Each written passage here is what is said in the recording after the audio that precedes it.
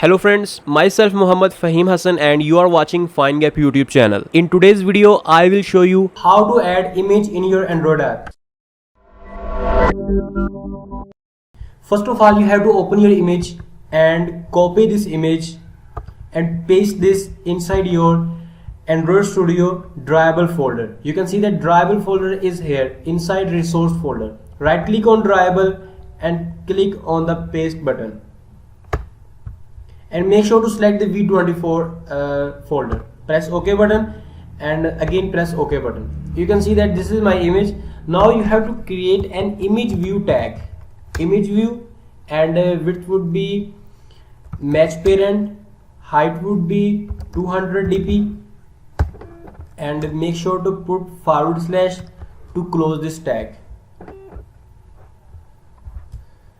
Okay, now you have to type Android : src source is equal to double quotation, and now you have to type your Drawable folder, and you can see that it is already by itself showing me this suggestion. So this is my image, and you did not have to use .jpg or .png. Just you have to type your image name, then Android Studio will automatically fetch your image.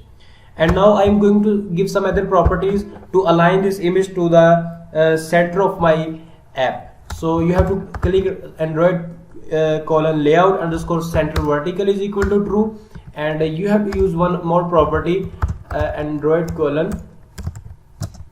center horizontal is equal to true. So these two properties will definitely center my image horizontally as well as vertically.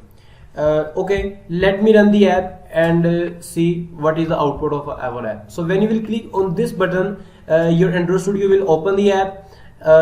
I have already run my app. Okay, so you can see that this is your Android app and this is your image. By using this method, you can use any type of images in your Android app. Maybe you have 10 activities, 20 activities. You can use image in your Android app by using this method. So there is another method you can add image by programmatically. So I will show you that method in the next video. and finally, thanks for watching.